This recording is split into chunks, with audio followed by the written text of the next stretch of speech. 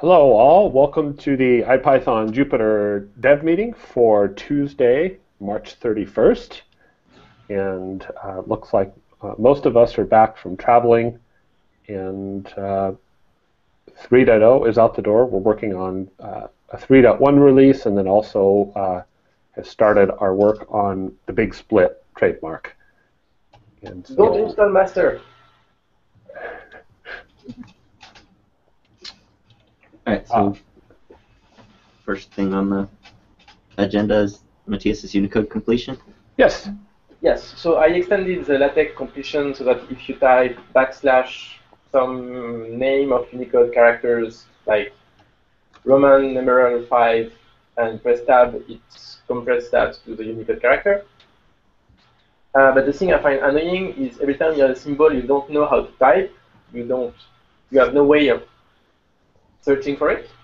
So I added the possibility to prepend any Unicode character with a /, and then if you press tab, it re-extends it to its initial value. So the way this works is if I see a Unicode character in a notebook and I don't know how to type it, I have to prefix a / first and then press tab. Yes. Does this work for any character? Like if I do /Q, does it expand to like Latin small letter Q? Yeah. If it does, that's a severe problem, and we need to not do that. Yeah, that's a little crazy. But then how do you, when you have a Unicode character you don't know how to type, how do you expand? How do you know how to type it? Like people who don't know LaTeX, that see, I don't know, in Omega or Pi or anything Tisa, they don't know how to type it. How do they get Copy and paste. Yeah, that's what I don't think this is a problem for completion to solve. Yeah, Yeah, sure. But how? I mean, that's like one of the questions I have. How do you?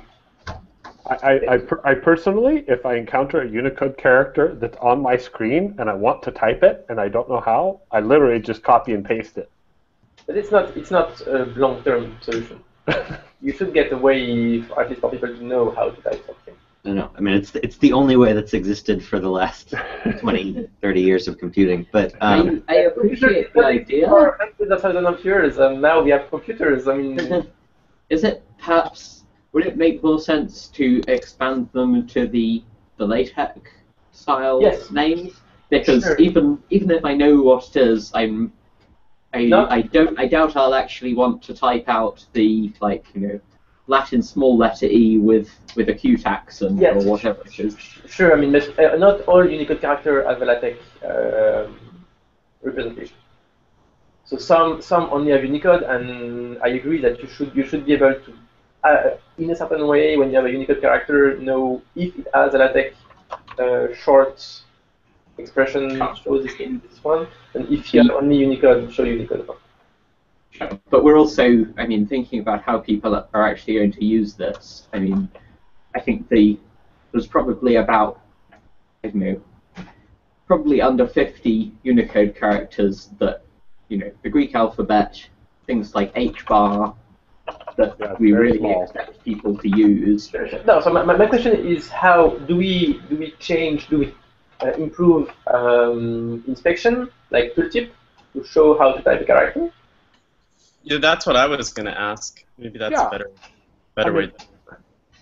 Inspection to show. I think the / expansion is fairly reasonable. It seems I don't think I would do it for every Unicode character. I think I would do it for I would do it only with the set that we already have with the LaTeX style names. Yeah, and part of the issue is that it's not clear to me, like if I type \alpha tab, the LaTeX name, and then I forget how I did that, and later I go back and I put a / in front of it and I tab complete it, and I see the Unicode. Oh, so no, in the final state of the PR, it would get back to the LaTeX one also. It's fine, I will get the LaTeX one, but the question is, do we still implement, if something has no LaTeX representation, what do you do? Do you get back to the Unicode representation, or do you cycle through Unicode one character, LaTeX representation, Unicode representation, and back to initial one? I wouldn't start cycling. I think that sounds like it's going to be horribly complex. Not that much. You just complete the Unicode one to LaTeX one, the LaTeX to long Unicode, and the Unicode back to. Well, yeah, well, no, I mean, horribly complex No, from no, a no, user no. point of view. I mean, Yeah, not from. why? I mean, I think if there was multiple ways of completing something, you just return a list of completions and let the user pick which one they want. Yeah, that's how Oh, yes, completions work. that makes sense. Yeah. No, if we do support the reverse completion, I think it should return the LaTeX name and the Unicode name. Okay. In a list. Although I think I would go for the. No, my inclination would be, if there is a LaTeX name, return that. And do I reverse complete with the backslash already in or not? Can you say that one more time? When I complete back to long representation LaTeX or Unicode, do I already pretend the backslash? Yes. Yes. Yeah, I've You're been just playing doing with that it, so and you're doing that so you can see what it is. So you want to be able to go back to the character easily. Okay, but I think one of Min's comments was, if I remember correctly, that it was weird that in one direction you get the backslash and in the other you don't get it. I'm I not. have to check. Maybe it was not you or something I misunderstood. Yeah, it's okay. So it's a little bit weird, but I think it would be weirder if it completed without the backslash. Because I don't think, unlike normal completion, I don't think anybody ever actually wants the completion that results. yeah, that's So the fact that just hitting tab again makes it go back. And Right? It's inspection implemented by way of completion. yes. And So being able to hit tab And to actually get back, I think that's important. and that does actually make it nice for the that does actually make it nice if you have if you complete to both the full Unicode and the LaTeX, because then It won't. you're not replace it. changing the text at all. It just appears as a little list. Yeah.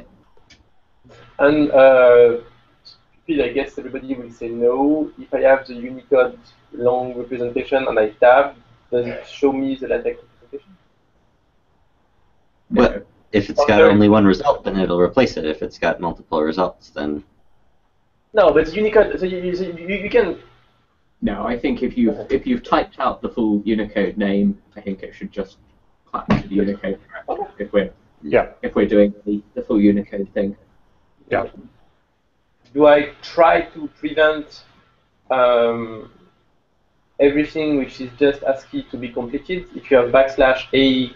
I just did that, and it doesn't do what we were fearing. So it seems to, and maybe that they don't have names for the. Sure. Maybe they don't have names for. Maybe the Python Unicode library doesn't have the names for the simple characters, so it doesn't seem to be a problem. Okay. But you should when you're writing the tab, you should make sure that \A doesn't complete to doesn't expand. So in case something changes out from under S. Okay. But it doesn't look like you need to. There's something to fix there. Do I try to do something smart if there is \F vector? \what?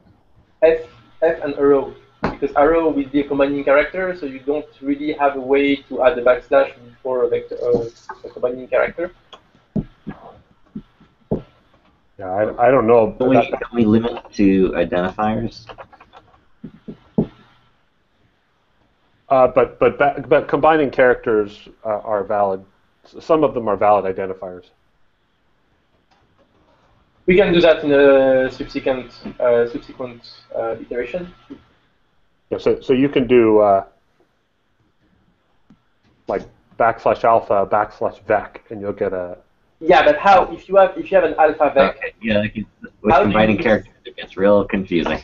Yeah, no, it does. It's not obvious how you reconstruct that. Yeah, I'm. Valid identifier. So we're doing something wrong anyway. I'm You want lots of points. I'm not opposed to this going in, but I don't prefer for it to go in. Probably, I feel like I just don't know that many people are going to use it. That it's worth the maintenance. So you just want no completion. But again, I don't feel very strongly about that. I don't know. The back completion is useful. Yeah, I like the back completion. I don't know if I would bother with the long Unicode names. I imagine that 99% of the cases where people should be using this, it will be the ones that are in the LaTeX set. Okay. I'm sure there will be someone who wants to program with Chinese characters or something, and By their long yes, ASCII name. by the long Chinese letter Guan or whatever. Well, but actually, here's one question: Are there any Unicode characters that are valid identifiers for Python where there's not a LaTeX shortcut? Can you give an example? Black Heart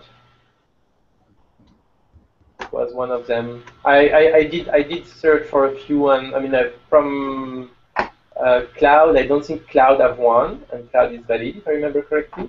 Okay. I hate the Unicode. So you have to, in order to find any of these, you have to Google the Unicode table, right? Because not a single one of them has a reasonable name. And even some of our LaTeX identifier are not official one from Unicode. There is a few because we got that from Julia, and Julia added a few by themselves by hand. So there are Unicode characters with are valid identifier and that are not. Yeah. There's also no way to query the sense of all the name. Hi, Fernando. Hi everyone. Just talking about the Unicode tab completion thing. Okay, cool. I'll follow along and catch up. Well, so Blackheart doesn't actually work. Mm-hmm. As an example, Blackheart doesn't actually work. The reverse completion works. It expands. But the forward completion fails. Okay. So I think it's actually not a valid identifier. So this one might not be, but some others should. Try assigning to it.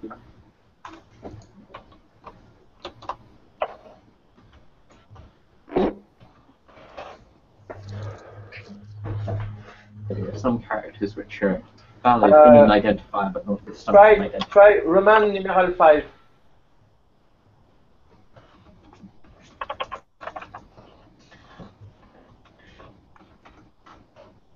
Probably 5 spelled out.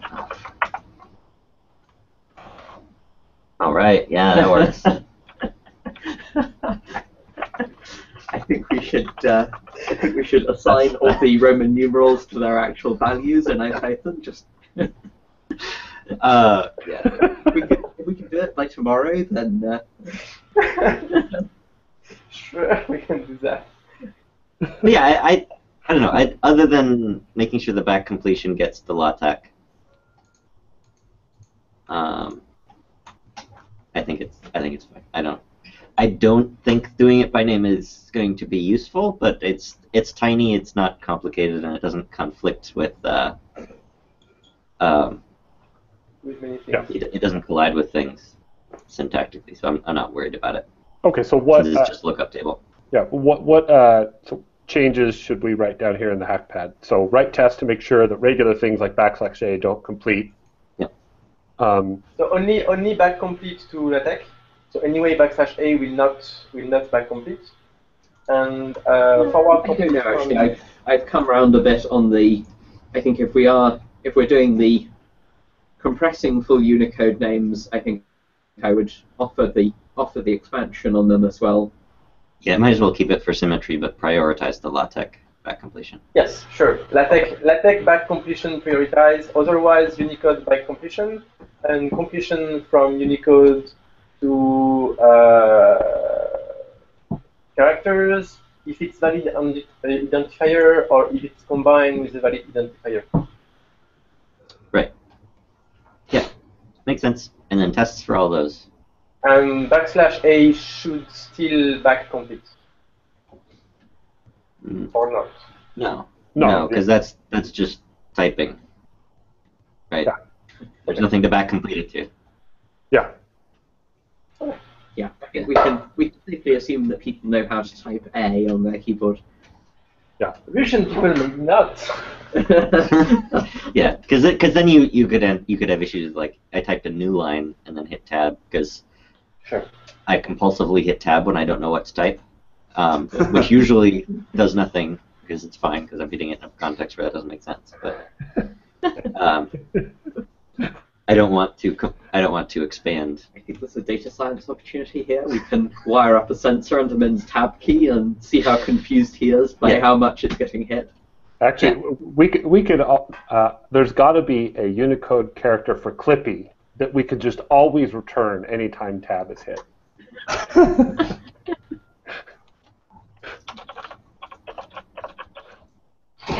Min's looking Oh at yeah. Clippy. Oh yeah. Unicode paperclip. Yeah. One F. Is it Or a valid identifier? The valid identifier. I hope not. I dearly hope not. No, Snowman is not. That's so sad. no, it isn't. Okay. I think there is a Unicode appendix or something that defines which characters are valid identifiers.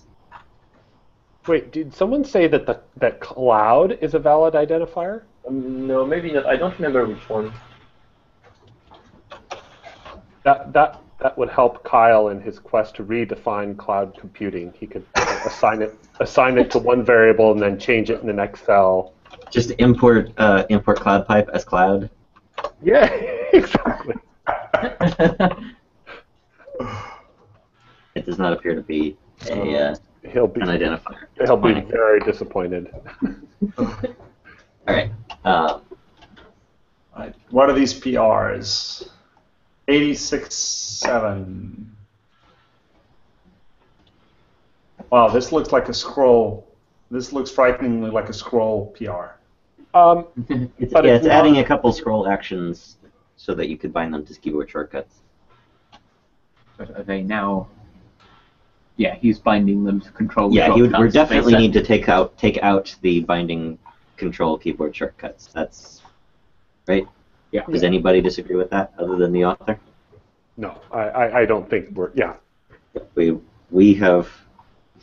been bitten enough times that we will simply never bind keyboard shortcuts to control other than safe. Yep. Right. So I think there's two questions. One is, do we want to add the method to the notebook class to animate scroll a cell to the middle of the screen and have an action for that someone could later bind to a keyboard shortcut? Do we even use? Is it worth it? I mean, it seems. It's code is like 2 lines.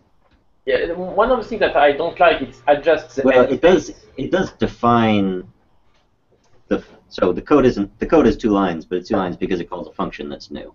Yes, so it defines the function it calls. I didn't see that. Yep, and so the question is whether to add that function to the API. Yeah. Is really. And it's relatively complex to get the right scroll position. It also adjusts the end space, and we know that the end space is brittle because of the pager. Yeah, I'm opposed to any changes to the end space at this point. Like that's just And scroll behavior seems like something that is a minefield. It's almost guaranteed to break, and it's almost impossible to write tests for, I imagine. Yes, it's very difficult. I mean, scroll behavior has been the non-stop source of headache. Yeah. But this is not where the problems. Explicit scroll actions are not generally where we have a problem. It's all the scrolling as a result of focusing and the automatic scrolling things that happen where we've got lots of problems. Explicit scroll actions haven't been problematic. Yeah, I mean, I think I would be okay with us defining the method that scrolls to the middle, as long as it doesn't adjust the end space, and as long as for now there's no keyboard shortcuts bound to it. Right. I think that's reasonable. So basically, remove line 391 in the current PR, just that one thing. Well, there's and then the definition of adjust end space, and then the keyboard shortcuts in Keyboard Manager. Adjust end space is also his function. I hadn't seen that. Yeah, I'm not sure what. Oh, that was scroll to the middle and then add end space so that it can be in the middle. Is that what that function does? Yep. So what you're suggesting? Yeah, I don't think we need. Yeah, I don't think we need that. That scrolling to the middle, if it's something at the very bottom of the document. If the end space is too document. small, you cannot scroll high enough. If it's the last step. Yeah. I think. I don't so think that's a problem. Let me understand. He basically wanted it so that if he was going to try to scroll to the middle, and if it was at the bottom, he would just keep padding the bottom so that he could slide it further, right? Yeah. Yeah, I would say, look, if it's at the end of the document, it's at the end of the document. If you want it in the middle of the page, add your own white space by hand or something. But I mean, let's say you're in a word processor, right? When you're at the bottom of your document in a word processor, or in a text editor, if you want your text to be in the middle of the screen in a text editor, if you're absolutely really adamant about your text being in the middle of the screen, you have to add your own new lines yourself. The text or you just editor, move the bottom of your window. or move the bottom of your window, or do any number of things if you really need it aligned with high level. And similarly in HTML, I mean, normally when you click on a hash thing that's taking you to a point within the page, that will normally go to the top of the screen. But if there's if that's at the bottom It doesn't of the page, change the shape of the content in order to make that possible. Yeah. Yep. Okay. So, I think we all agree on that. So the notes I have: remove adjust end space, remove keyboard shortcuts, rename method and actions. I'm thinking scroll cell center and scroll cell top. Sure. Okay, great. And, Why not just scroll cell %? Percent? I mean, a certain percent of the height of the screen, and then each of these two methods are just. These are actions. Actions don't take arguments. well, but there could be a single method though. That Oh doesn't yeah, just yeah. call. Single method I think is fine. Okay. Rename actions. Implement actions as single scroll cell % that takes up.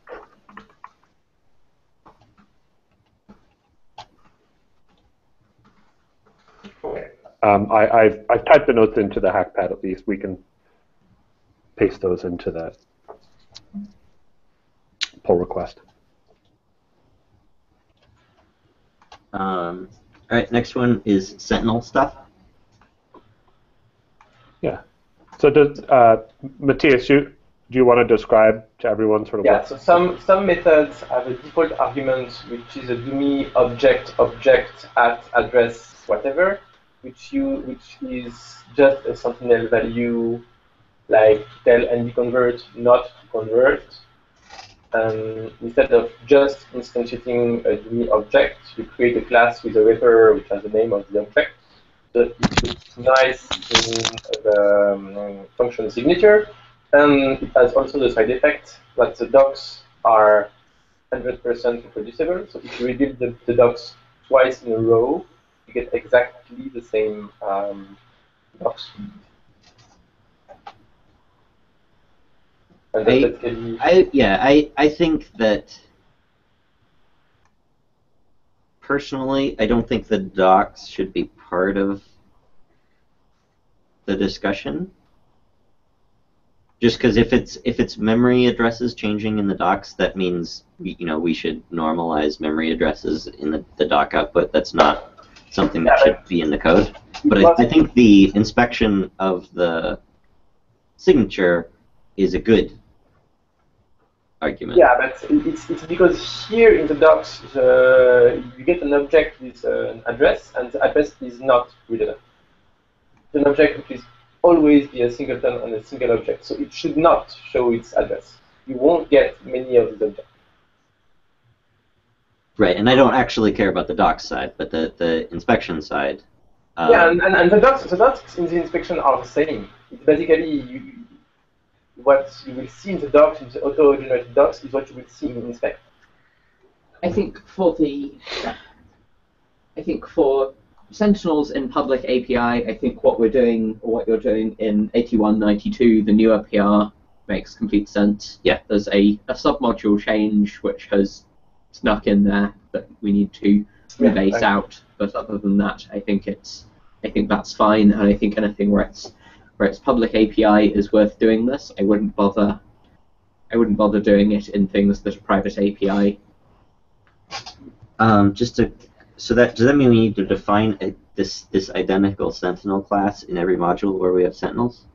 No, we can make something like utils and import it. And but it uses self.module, which will.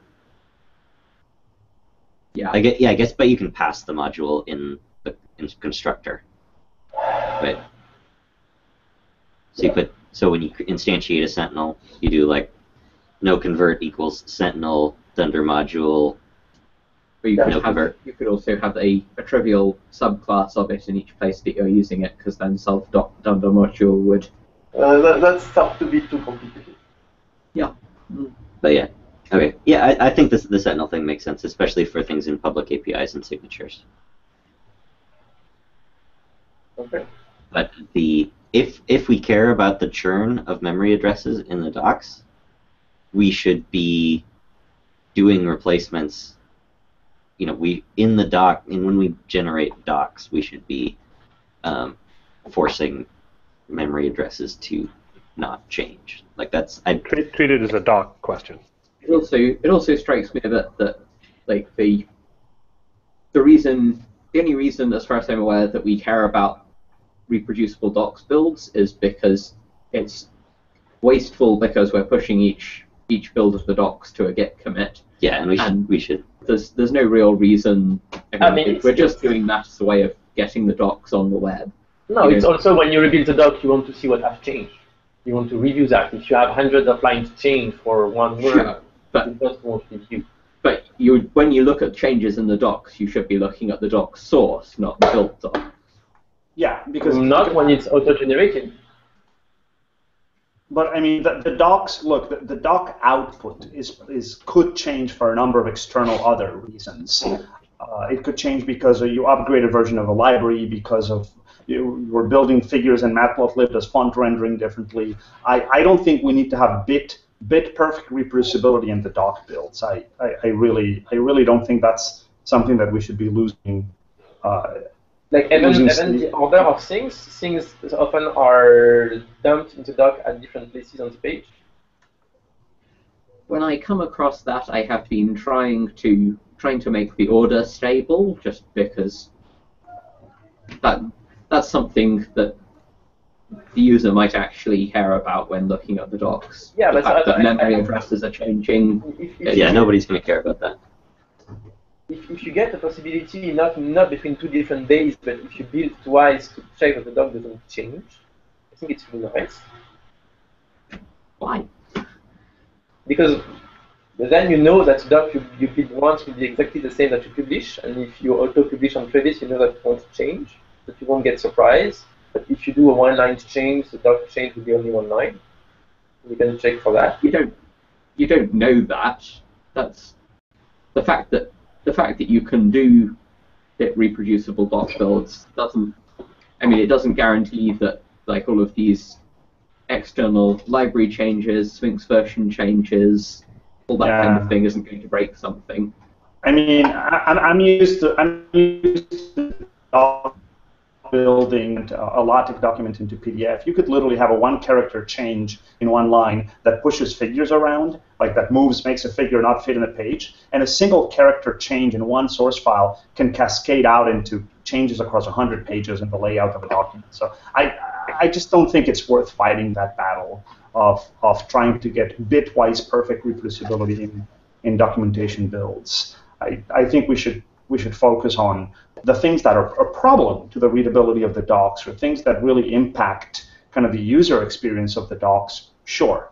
But adding complexity to our tool chain and to our code in order to get bitwise perfect reproducible doc builds. It's really not that complex. It's changing 3 objects to have a static wrapper. But I mean, it's kind of it's not super complex, but it's sprinkling into our own code behavior whose purpose is to help with a goal that I'm just not sure is worth fighting. I think part of it is you also need to take the date out of the docs, because I mean that every time we build the docs. Yeah, I don't think the build churn is relevant, but the signature is, right? So right now, if you look at the signature, both in the docs and when you inspect it, if you look at the signature of whatever it is, nbformat.rates, I forget. Yeah. The signature, you can't tell. There's an argument given as a default, and you can't actually tell how to call that argument with the default specified explicitly from looking at the signature. Yeah. Because it's an opaque object wrapper rather than nbformat.noconvert. So I think that's a real problem that Matthias has solved with the Sentinel thing that we should do. Yeah, totally agree. I'm not objecting to that. I'm just not sure that we should push it to the point of chasing every source of variability in the doc output. That's really all. And about the other one, like the raise key error, we also make Sentinel for the ultra traceback. For null wrapper, and well, we can discuss that on the issue whether it's worth or not. But I think definitely never raise singleton. I learned this the hard way a couple weeks ago. Never raise singleton exceptions. That causes memory leaks on Python 3. Oh, ouch. Okay. I think on purpose, I guess they remember raising an exception. Remember the exception object remembers the context in which it was raised. Yes. And it does not clog with that when you raise it multiple times. So if you raise one exception, every time you raise an exception, it's remembering the stack when it was raised last. Yeah, but it's still a Sentinel value. It's not an exception itself.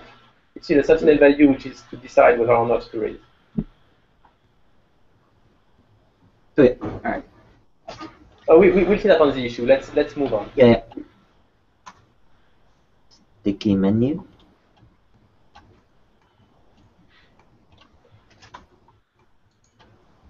This is sticking the header on the notebook list. Oh, can someone add comments about the reproducible docs discussion to the hackpad? I'll do that.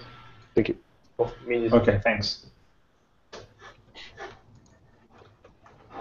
So this is the sticky menu on the notebook list, so that when you have a long list of notebooks and you scroll it down, that the buttons for the notebook dashboard stay stuck to the top. Is that a good description? So I have no idea about the implementation. It definitely sounds like a good thing to have, kind of naively, but I don't know if the solution is any good. John? I just said I think it's something we all agreed we want. Yeah. But at the time it wasn't easy to do, but now it looks like it may be. So it does it may be. It may be easy to do. Is the dashboard and notebook page still sharing the main page template, so their overall scrolling model is the same? Maybe. Yes. It's easy to do. It's 250 lines. To do what? Sticky header. The current PR is 300 lines. So does it? I thought you were. Wait, it is? It says 25. Oh, did I get the wrong one? maybe. Yeah, it's. Sticky menu or sticky header? I don't. Sticky menu. Sticky menu. Okay, Yeah, this is the I was menu at sticky version. header.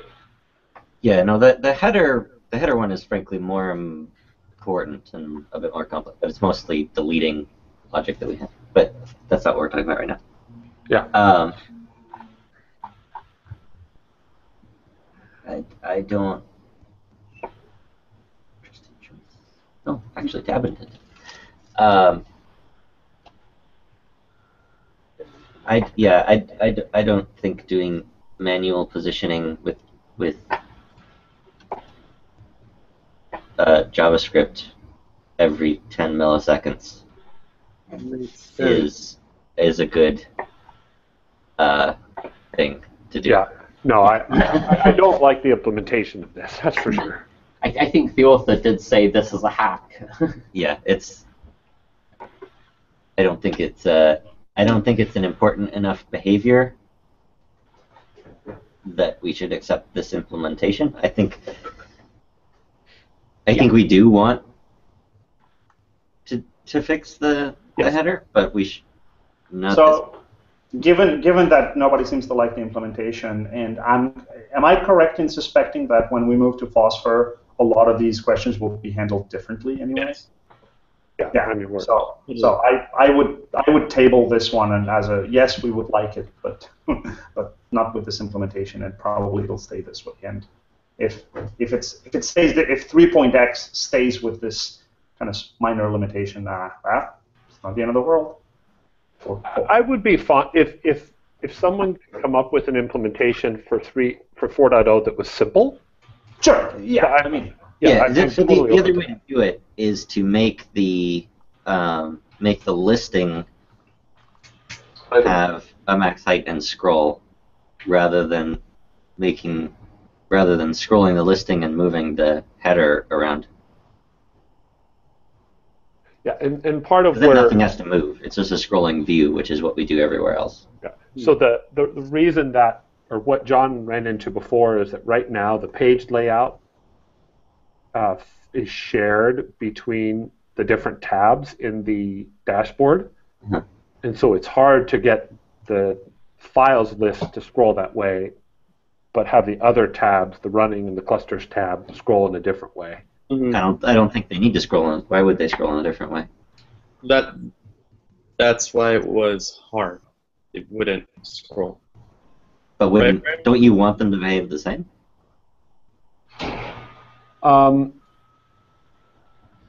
Right. Well, so part of this. So when John attempted this, we were back in the era of, and this is where it relates to the sticky header question. It was both the notebook page and the dashboard page were using a sticky header and scrolling the entire page. Yeah. And in that context, the dashboard, it was more difficult to try to get just content within the tabs to scroll. Right. So I don't think. But I don't think you need to. But in it, yeah. I mean, if put another way, if the dashboard page doesn't scroll, and we can scroll content within each tab, I think it's a fairly easy thing to fix.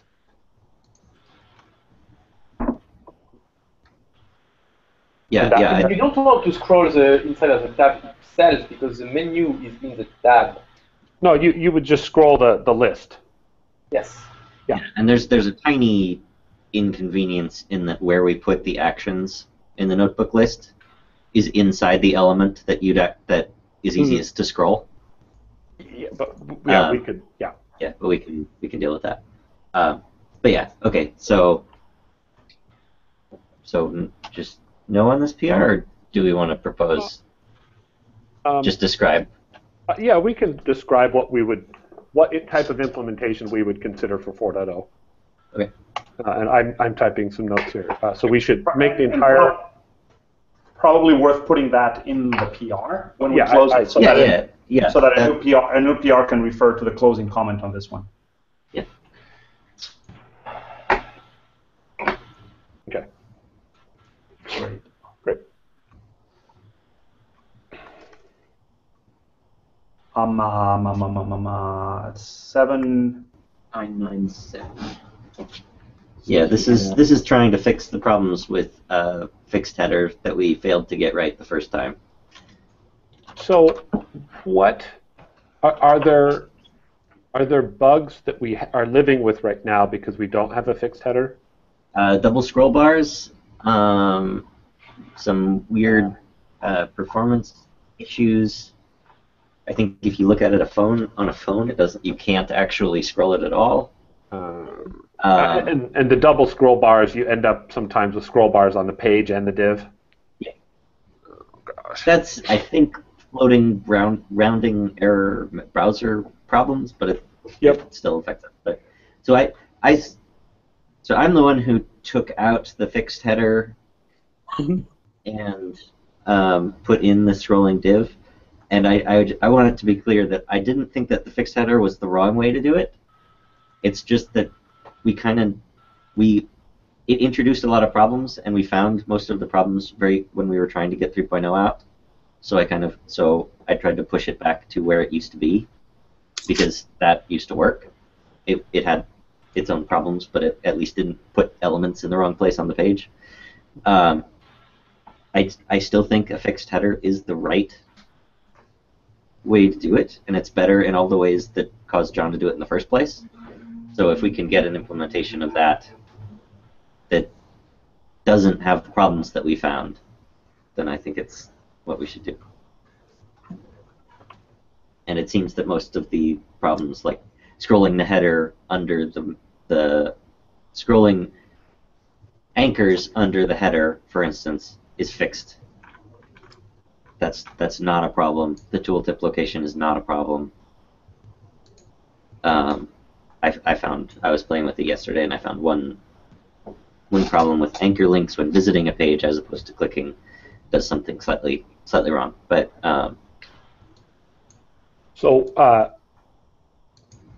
it sounds like if we go this way, we would need to have the dashboard and the notebook page overall page structure be different. In that the dashboard would not scroll the whole page; it would just scroll the divs that have the list.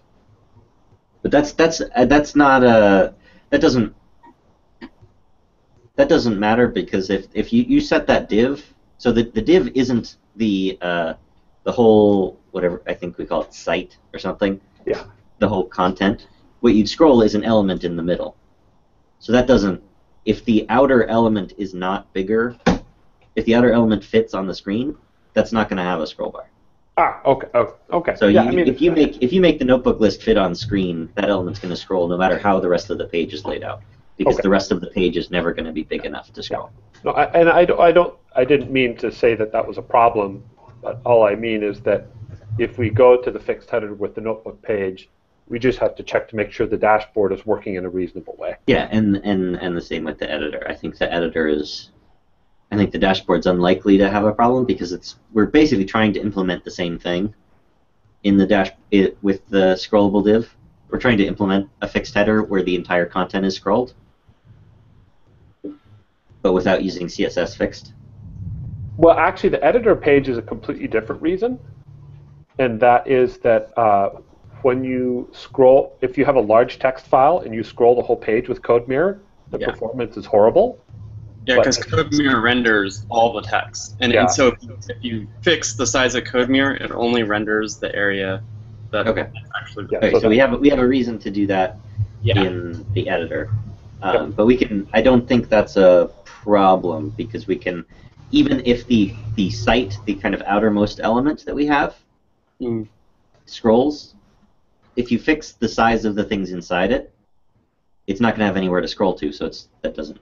Well, but the only issue is that we have to tie into the window resize event to dynamically size the CodeMirror instance there. Yeah, but I don't think that. Okay, so I don't think that's. There will need to probably be code changes because a few sizes will change, but I don't think there's any fundamental issue. There a couple measurements will probably need to use different divs or something, but I don't think there's a fundamental problem. But yeah, there are a lot of things to check to make sure that they don't break.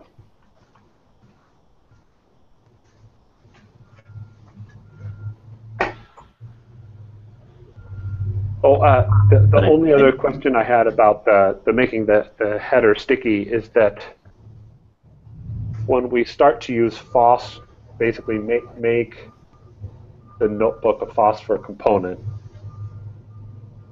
I think we're going to have to go back to scrolling just the notebook div. Would a fixed header make that work more difficult? I don't think so. I don't think it would make much of a difference. I mean, as far as I can tell, in terms of HTML and DOM-related JavaScript, we kind of have to start from scratch to use Phosphor, right? Yes. I mean, our overall page layout, for example, would definitely be different. Yeah. No. It absolutely. So doing this for now is not. Yeah, and there are various problems with the way we're doing it now. So I think if we can fix them, I think it's worth fixing them. Okay. I'm not. At this point, we've got enough things to do that if it were one of us doing it, I would say we should be working on other things. But it's this, this new contributor, R. Smith person, is figuring it out. So I think checking in and keeping track of the various problems that we had before and that we've introduced with the current behavior, and if we can get a net improvement on all those things, then I think this PR is fine, because the timescale for the Phosphor stuff is longer. Yeah. Yeah. Okay. I think that sounds good. Okay. Okay. I've tried to keep notes there. I mean, please check to make sure that they're accurate. So 8191 is a merged pull request that Min did to revert some of the focus. Yeah, sorry, I merged it. Yeah, I miscommunicated with Thomas. Oh, no, a little bit. I don't mind that. That's not a big deal. So there's two remaining things. One is that there was this ensure focused method in Notebook and Cell that was added to address try to work around some of the focus bugs. Yeah, I think we will have the same issue, and we'll have to use it at some point somewhere else, but I'm fine with moving it. Yeah, and I think the reason I'd like to remove it is that the focus stuff is so extremely subtle. I'm hesitant to have API calls that make promises about it. Well, and also I just don't know. I don't know when we might need that call, and if we need it, to me that would be a huge red flag that we'd want to stop and understand. Mm-hmm. Okay, I'm fine with that. I just didn't know that I had removed all calls to that API. That's the reason I didn't remove it. There was only one call, and that was the one you removed. And then the other is that, and this is just horrible stuff. So in Notebook.js, in the command mode method, so that causes a cell to go into command mode, previously the way we were doing this is calling cell.focusCell, which focuses the cell div. Yeah. And that was in turn triggering a method called handle command mode. Yeah, so it's two steps away. Focus cell implies code mirror blur, and code mirror blur calls command mode, trigger command mode. Yes, Focus, absolutely. Yeah. Yeah, and so that means that each time, like if you're in edit mode and you go from one cell to another, then it is going to command mode and back. Because one code mirror area is getting blurred and another is getting focused, right? well, something has to be focused. Yes. Yeah, I think that did happen. Yeah, and I think John's memory here is correct. The reason we couldn't before explicitly blur code mirror is that there was a bug in code mirror on some browsers and some platforms. Oh, jeez. Where the code mirror blur event and the focusing of the code cell, the order was being swapped. Yeah. But yeah, in that. I'm not sure why that's a problem. But that wasn't the what you mentioned, Brian. That's one of the instances I recalled in the mini bugs that CodeMirror had at the time that we were originally investigating these event problems. I wasn't saying that was this problem. I don't remember what the problem was. Okay. I'm totally fine with us trying this approach. I just think everyone should be aware that there may be some really subtle weird bugs, and some of the just so everyone knows the other areas that we ran into things. One was when you click off of the notebook page, like click on another window on your desktop, and then click back into the notebook document. There was times where we got into weird states with that.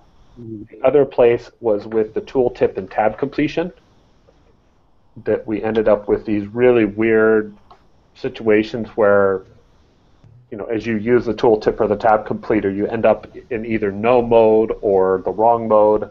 Or both at the same time. Or both at the same time. And so if passive one would be applied, but you would actually be in the JavaScript mode. Yeah, and so we can do this, but please, everyone, just be on the lookout for other weird problems that may show up. I mean, it could be that there's a CodeMirror bug that was fixed, and this is no longer an issue. So. Yeah, and it's an emergency revert of that fix is literally one line. Yeah. So we can push out 3.1 and the 3.1.1 in a couple minutes with the fix. So. Okay. But it does fix the scrolling on command mode.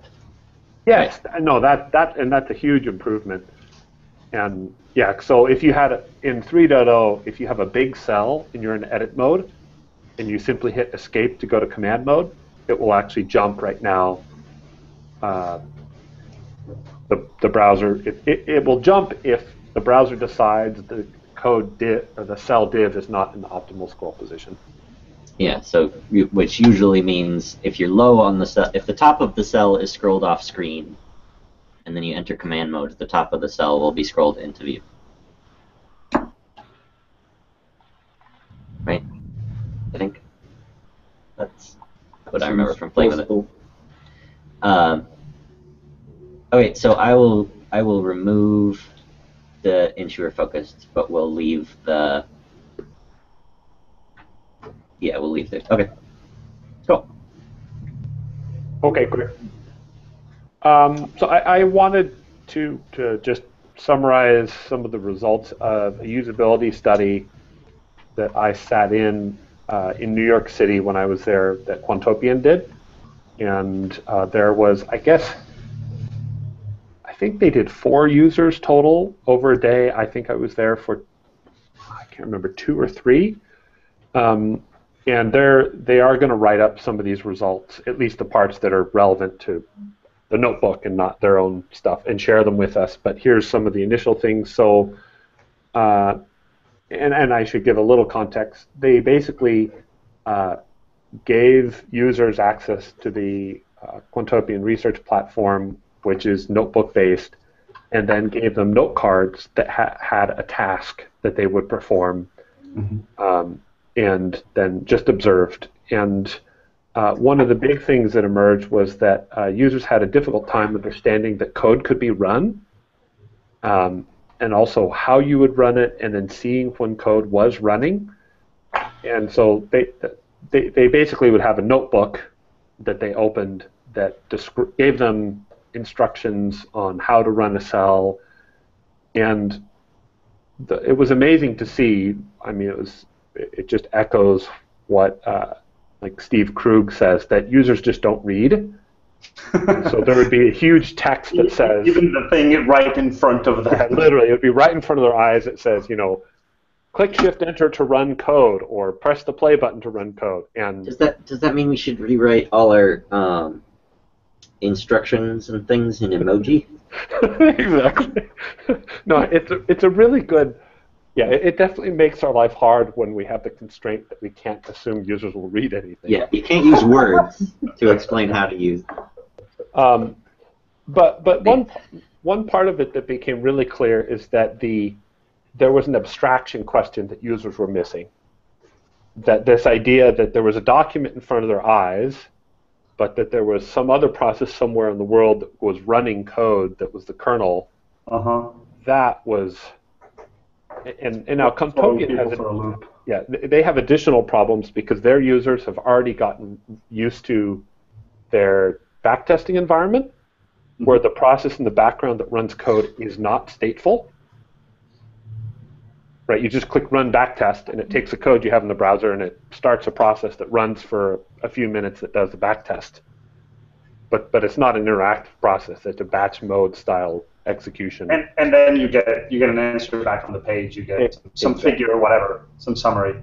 And so some of their analysis, like they'd have cells that took, 20 seconds to run, and none of the users could tell that code was running. I mean, they would sit there and like do Shift Enter again or click the play button again, and so that was a very consistent thing between the users that we saw, that just the current indications that code is running are really too subtle, and also and it was related. This is a point later that it was difficult for them to understand this abstraction that we have, that there's a currently selected cell and that the buttons in the toolbar apply to that currently selected cell. And so the fact that there was a play button above, it was sort of too far away visually and conceptually. So, go ahead. The other thing is that there was they had a tough time separating out problems with their understanding of Python and with their understanding of the notebook. And so, for example, users ended up looking through the notebook help for problems with a syntax error. Yeah, I mean, we're familiar with that one from the chat room when people come and ask us about arbitrary problems with their code because it's in Python, Exactly. And that's a really, really difficult one. But it did come up, and I mean it. Yeah, but the syntax error is a specific one, which anyway is problematic for people learning Python, because they think it's a problem at runtime, because it's a traceback also. So unless we really catch syntax error and have a specific display like your code is not Python. Yeah, I mean. But I mean that's not just. I mean, I don't think the users particularly need a clear distinction between syntax errors and other errors. I mean, in most cases, it means you have done something wrong. Whether that wrong is syntax or runtime, that's kind of an academic distinction. You get a syntax error, which is a Python traceback, because the Python interpreter is trying to parse the code, right? But not even Python. I mean, it's just kind of the general fact that for more novice users, this is the thing they're running their code into. Something goes wrong, and they don't quite know, like, who the hell is responsible for this thing? Who do I? Yes, and it's just the general confusion of we have a layer in between them, and we run their code, and their code is in a programming language, and for them it's just one big ball of wax, and something didn't work, right? Yep. And that's a hard problem. I think we're going to have to think of I don't know if this helps. I'm sort of thinking of two classes of problems. One is sort of the very bare initial understanding of a couple of key ideas, in the sense that, I mean, IPython is a tool that we want to be as friendly to novices as possible, but it is a tool that is doing something that is a little bit sophisticated, and we sort of can't completely hide that away. We need to find a way of explaining that better, of presenting that better, of conveying that better, but we can't take that away, in a sense, right? No, absolutely. that will never stop being true. I don't know. I think to some extent, like, this is very useful to know, but usability studies tend to kind of fit this template of you get someone who has never used the product before, and and tell them to do something with it and see how quickly they can work it out. And that's good to know, but I think that is like one component of usability, and the how well people can understand it once they have spent some time figuring it out is another thing.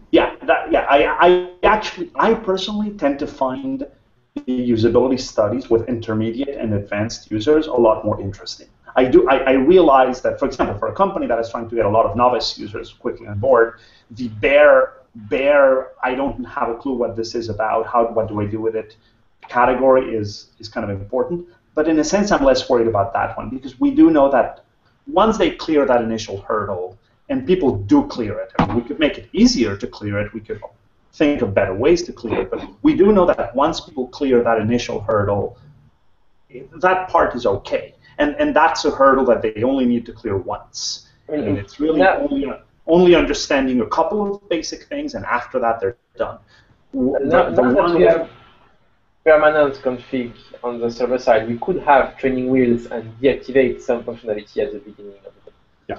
Yeah. We have a first run mode, or if trying to detect is. Paul did some of that for software carpentry, I think. Yeah. Hey, Jess. Hey. So on a more specific note, the understanding that the buttons high up in the toolbar relate to something that you can do with the cells. We already have the notion of a cell toolbar. Would it be worth having like a part of the cell toolbar that's fixed and contains like the buttons that apply to that particular cell, like run cell? Yeah, I think that's what pretty much every custom UI for the notebook does. Yeah. Is take all the cell actions and attach them to the cell. Yeah. Yes. And I do think that's something that we want to think about. Yeah. And it would help a lot of these issues. Yeah. And you could even, like if you had a run button on a cell, when the cell is running, you could change the UI of that to indicate that it's running. Yeah. That you shouldn't go click it again. Yeah, and I mean we've had, I think Matthias did it, and maybe Andrew Gibiansky also did it. The more conventional moving spinner instead of just the spinner. We didn't merge Matthias' spinner, I think, because of CSS performance problems. Yeah. Yes. Paying CPU. Yeah, battery life. Which is depressing as hell. The fact that it's 2015 and we still can't have like a few little animated things spinning on the page. We could make a GIF without killing. But I don't know, GIFs. I don't know. I've at least on mobile, I've seen GIFs like run 100% CPU. Yeah, but it's mobile. GIF. Obliterate Scott Sanderson said he was going to look at some of these things, and so he may end up, pushing some fixes back our direction on this. Yeah, but I think that. So there are two things. We could put something in the output area, like code is running hang tight, but it's lose a lot of vertical space. And same for cell toolbar. As soon as you enable cell toolbar, it becomes a crappy experience on small devices, where basically you lose one cell. Yeah. So Kayur had some fantastic thoughts about how you can mitigate some of those things by very careful delayed animations, basically where you don't show the cell toolbar on all cells, you only show it on the current cell, but only after it's been active for like a certain amount of time. Like you basically, you don't want to show the cell toolbar on hover events. That's just way too much flashing as you like mouse over the whole page. Yeah. But maybe like once you mouse over for a half second or a second, it slides down or something like that. And so I think it would be great to talk with Kayur, because I think their current implementation has some of these things already. Yeah. That they'd be willing to share with us. So. On the side of the cell. What was that? Or on the top side. I don't know. And for the rank beginner question, I honestly think that maybe the best thing to do would be to produce a short and very clear little 2-minute, like literally 1 or 2 minute, max 3-minute little video, and have one of those on first run detect, is this your first run? You may want to watch this 3-minute video that really only it doesn't try to explain lots of stuff. It basically only tries to explain, look, you're going to have text areas and code areas. When you type code here and you do this or click this button, that code runs and the output is below it. That's it. It's kind of sort of just get, and maybe with a diagram, that kind of a picture that says this is your code area, and a little wheel in the back that says this is where your code runs. Something that is very pedagogic, and we just pop a tooltip. And I know there's a couple of those. Video. What about the like UI tour that we already have? If we think there is a sufficiently reliable way of detecting first run, which has always been an issue, and bringing that up, because I mean we have that UI tour, but I don't think anybody who needs it has probably ever found it. People don't read. What you need to do is to look on a cell, and if the cell is re-executed while it's still running, you pop up something. Say, hey. Oh, don't try to guess pop-ups what the user not is. pop-ups. Or let's say that your cell is already what running. mistake the user is making. That's just going to go horribly wrong. For the first time user, if it's the first notebook they run ever. Which you can't reliably detect. Yeah, that's really tough to detect. And then if they run into it on the second notebook, then it's just not worth the hassle. So I agree that more useful usability studies would involve intermediate or advanced users, but I do think there are some things that we could improve in this area for these users, and so the other thing, and I don't have any solutions to this, but I wanted to mention it, that it was confusing for users that restarting the kernel didn't clear the output. That's something that at least we could add a checkbox to the dialog that does the kernel restart. Certainly, I don't think we should do it. Like most of the time, when I restart a kernel, I don't want my output gone. Correct. Right? Yes. So it's not something that we should do. I think that might be a kind of an advanced user thing. I wonder if maybe that should be the default. Like, the restart button should be restart kernel and clear output. Well, but what I was thinking was that the restart dialog could have a checkbox. Yeah. That simply says also clear output on restart or not, and then people. Now we can then argue whether the default state of that checkbox should be toggled or not. Sure, that's a separate question. Yeah. But the great thing is now with front end config we can make it sticky, so the default state doesn't matter as much. Yes. Yes. No. This is. You just make 3 buttons: restart, cancel, and restart and clear output. But that one seems since we already have a dialogue, since it's a dangerous action. Yeah. We already have confirmation. Offering some way, whether it's a checkbox or 2 separate buttons, offering a way to do that action. That one seems like a perfectly reasonable and useful thing to have. Sure. So cool. And then I just wanted to mention a few things related to our Jupyter Hub deployment. It's definitely more pedestrian than Jess's. Well, Jess is kind of like the spaceship of Jupyter Hubs right now, right? She's orbiting around Jupyter. Yes, I'm trying to build a bicycle here. No, but it's been very. Gas pilots. Yeah.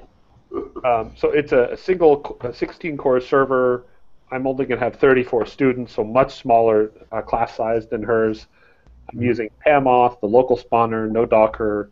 The Nginx running Jupyter Hub without Nginx is definitely not something you'd want to do for real. The performance benefit you get is huge. Really big. It really is, and all of our existing deployments have it. I thought we would try running without it, and it's just not. Yeah, without minifying JavaScript, the number of requests is horrendous. Yeah, it really is. Min and I talked a little on Gitter about maybe having the default mode of Jupyter Hub run static files from a separate server behind the proxy as an option. I've already implemented it, by the way. I haven't, not in a way that I'm willing to open a PR for, but it works. Okay. Does it? Yeah. I mean, I'd be more than willing to test that out. It's the stateful stuff of where do I need to add stuff to the database and saving configuration that I haven't finished, but it at least, and keeping the service running. Gotcha. I'm trying to decide if I want to try to implement the services notion. Yeah. And then provide this, since this is the second kind of service, or if I want to implement this as a single standalone thing and then maybe do services later. That's the question in my mind right now. Okay. Yeah, that's. But what else? We're deploying using Ansible. We're starting Jupyter Hub and NB Grader with Supervisor, and that's working very well. It took a little bit of figuring out how to get Supervisor to play nice, but and then we are setting up NB Grader behind the proxy and allowing for multiple instances of NB Grader, basically one for each professor class combination. And so we're hoping to build an NB Grader Ansible role that we can run multiple times, one for each professor class combination, that sets up the right directories in their own space for that class, maps the URLs for that class, and so on. And so that, I don't know, we're still building that. Quick question, Brian. Do you have a second faculty who's going to be teaching simultaneously with you already, or is this just planning for the future? Or do you have in this quarter already that second person? Well, there's not a second person, but I have two sections of the same class that I will need to grade separately. Got it. So you are the two persons. Exactly, and so yeah, so I am already the two people, but there will be, like, there is a faculty member here who's teaching an R course this quarter. I thought about telling him about this, but I think I don't want to have to do support for him as well this quarter. Yeah. So maybe a quarter of private dog fooding, maybe a good idea. So, but I am thinking about that in the future, that there will be many professors teaching many courses in a single quarter. Yeah.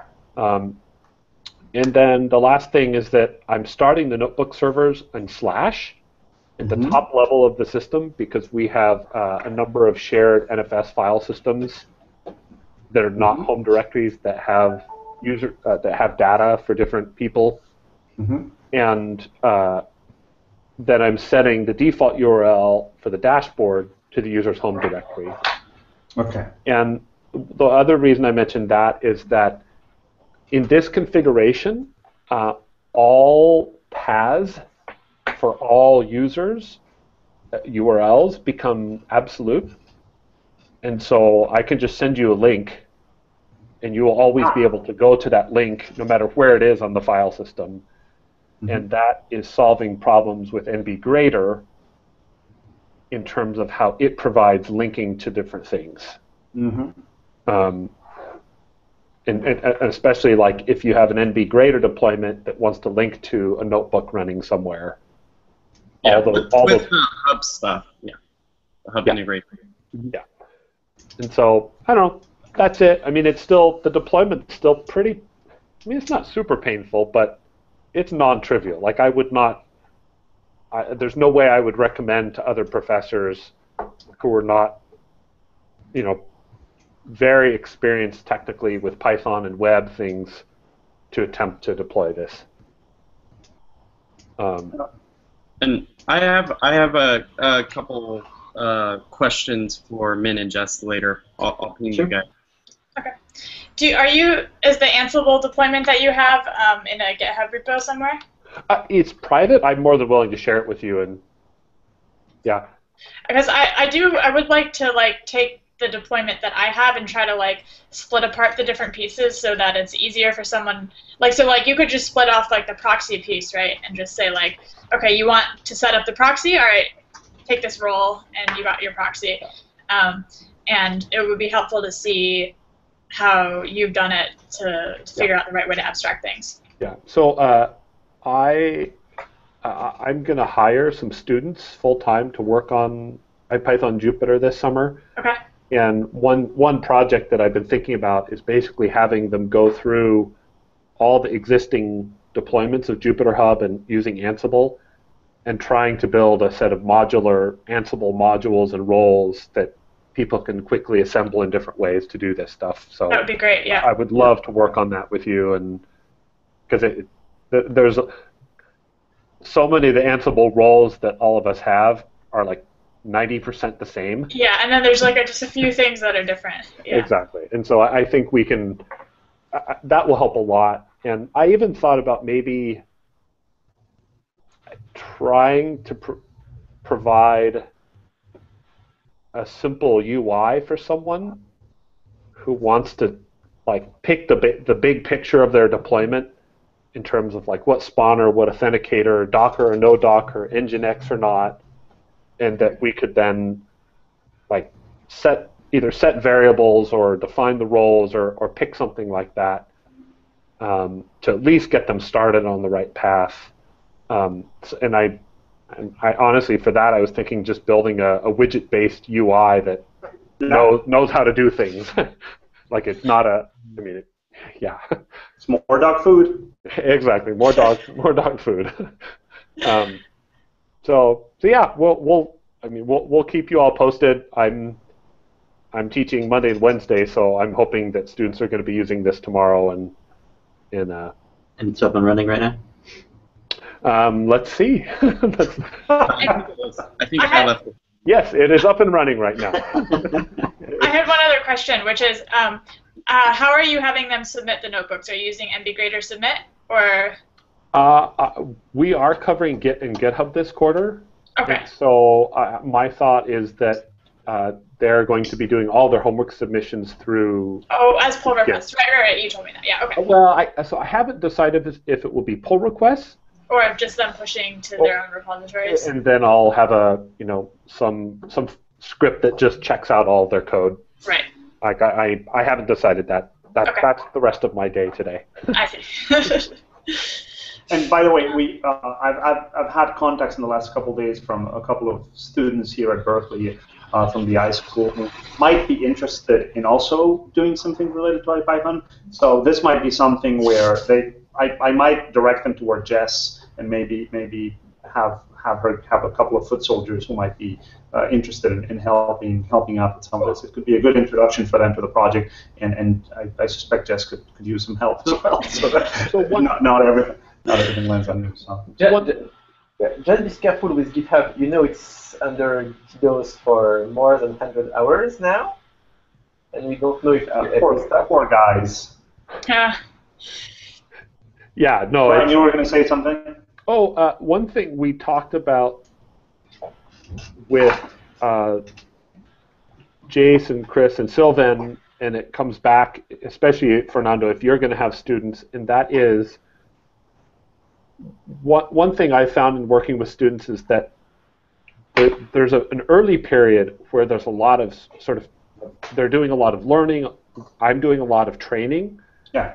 And if we have an actual group of students who are all starting to work about the same time in the summer, we might want to actually have like a IPython developer boot camp. And part of what Chris was saying is that maybe it makes sense to have him fly out and do a Phosphor and TypeScript tutorial for all of us. Mm-hmm.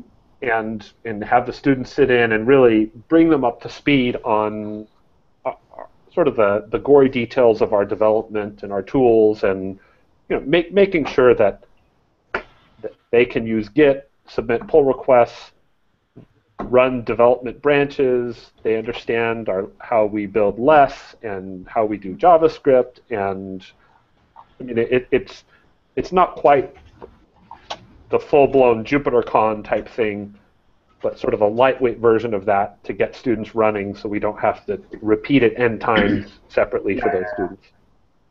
Yeah, that's probably a good idea. We'll see if we can do everything at the same time, since we're simultaneously hiring and getting them and everything. And those dates are approaching like a runaway train. Yeah, no, I should have students picked for all those positions in the next week. So. Okay. I have to run out. I have another meeting in 3 minutes, so I'm going to have to see that. But I did want to officially, publicly on the internet, welcome Jess as our newest council member. So it's awesome to have you on board, Jess. Thanks. I'm excited to be on board. Yay. Cool. All right. Bye, folks. I've got to run. Bye. All right. So I think that concludes everything we have on the official agenda. Is there anything else that folks wanted to cover? 3.1 currently from today we talked about removing the ensure focused. Currently there is one issue open and one PR open that closes it, marked for 3.1, which means we're basically ready to cut 3.1 as far as our milestone setup tells us. Is there anything that we know of preventing 3.1? Do we want to leave it for a few days and cut it at the end of the week, or should I cut 3.1 today? It's technically March, and I said the end of March, and it's technically still March today. Yeah. So I have one question for you, Min, as it relates to Jupyter Hub and the pull request that you have open on the page flow for Jupyter Hub. Sure. Do we have a place in the notebook page template that's easy to override and insert new content into the top level header?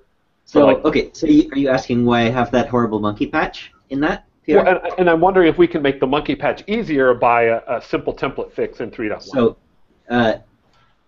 the monkey patch is strictly for one reason and one reason only. It keeps the single file, the single user server, a single file. So okay.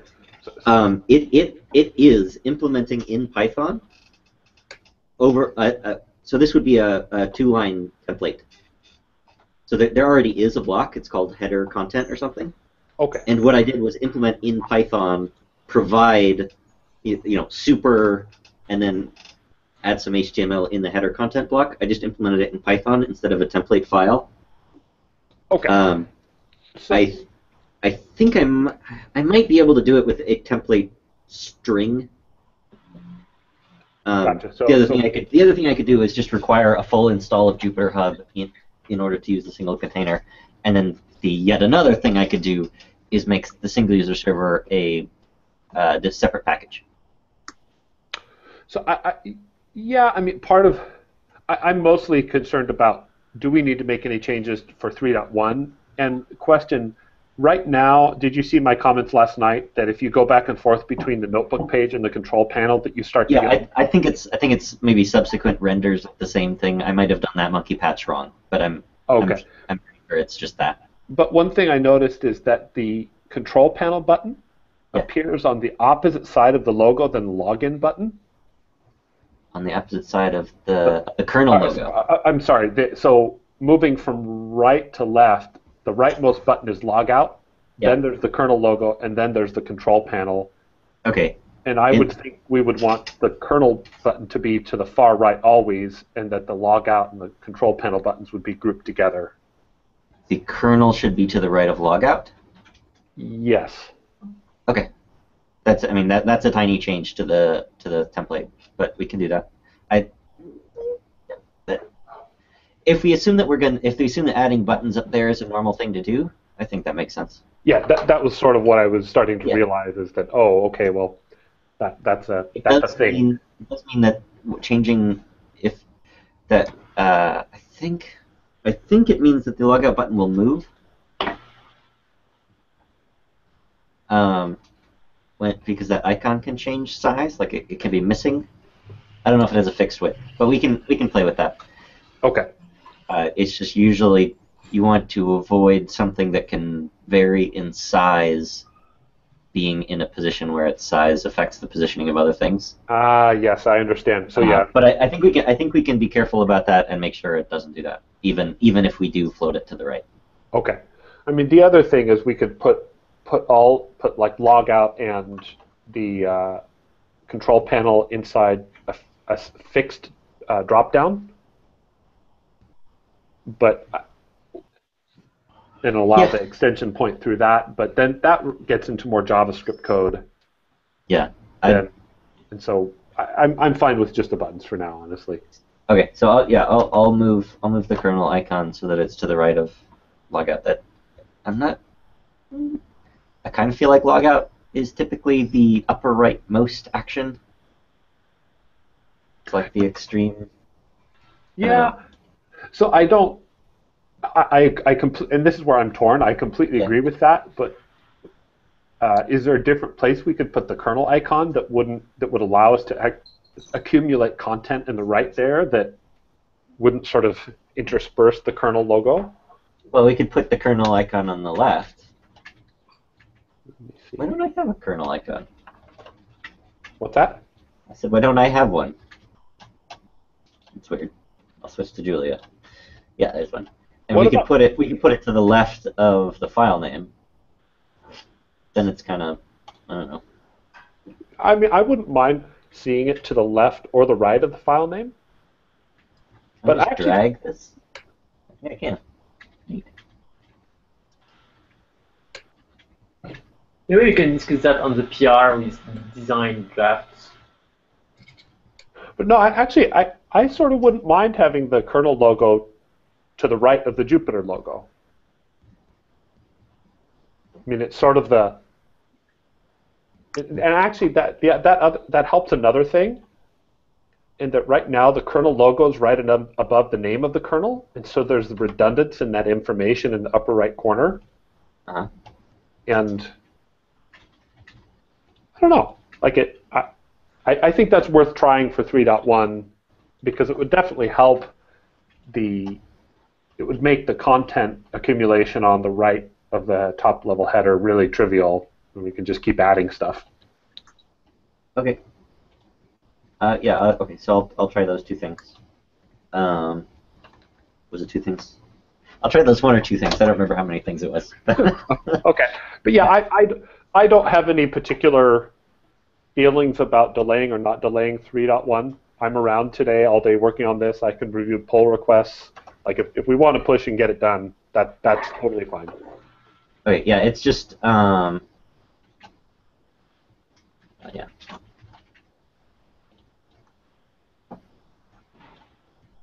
Yeah, it's I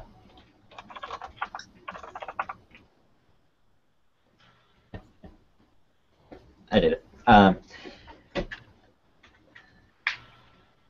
So we want to get make sure we've done the HTML and JavaScript for 3.1 because pulling out the HTML is going to make backporting.